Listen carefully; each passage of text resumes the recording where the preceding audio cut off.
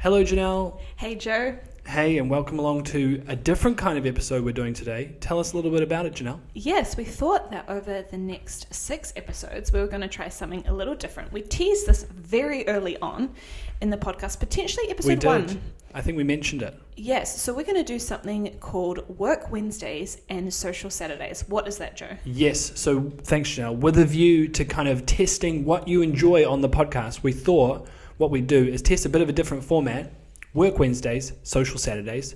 There's a clue in the name. We'll publish them on the days. Very short episodes with one tip around how to be brave in a situation at work on a Wednesday and a social situation on a Saturday. Yes, so we've chosen to start with a few different topics, a few different things that can take bravery. We'll probably need bravery to make them happen. Exactly. And so we're going to say what the topic is, and we're going to just give an idea. And I mean, we don't have the answers, remember, but this is just an idea of how a really practical way that you could be brave in this area. Yes, exactly. And so for the next 3 weeks, we're going to test out this new format. 2 episodes a week, Wednesdays and Saturdays for 3 weeks. Then we're going to get back to our interviews. Yes. So what's the first topic, Janelle, today? So today we're starting in Social Saturdays, and we're going to talk about making new friends as an adult. Making new friends as an adult. What a topic. Yeah, it can be kind of scary. It's funny because often a lot of our friends have come from school or from maybe they were family friends. From years back. Exactly, from years back. However, making friends is something that we can keep doing for the rest of our life. And for some reason, it can sometimes be harder when you're an adult. Yes, and it takes a bit of bravery. Yes. Sometimes you look at kids and you think, man, they make friends so fast. Exactly. They just talk to someone on the playground. Then they're best buddies. And they're best buddies. But that's not always how it happens as an adult. So we want to quickly talk you through a couple of examples. From a girl and a guy perspective. From a girl and a guy perspective, because this is something that does tend to differ for girls and guys. Mm-hmm. Yes. So talk us through it from a girl perspective. Yeah, so I'm going to give you girls, tend to be a bit better at this.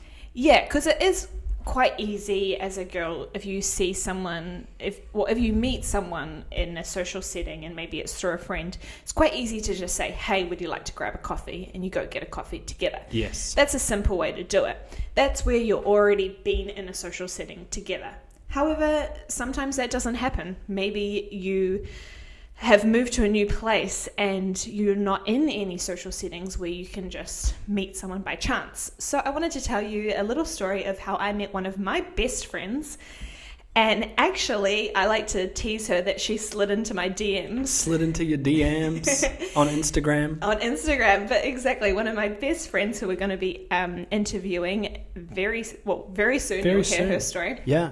Her name's Jess. Her name is Jess. And when she moved to Paris, she actually just sent me a direct message on Instagram. Said, hey, I'm new to Paris. I see that you're here, that you also work remotely, and I'd love to one day work in a cafe together and meet you.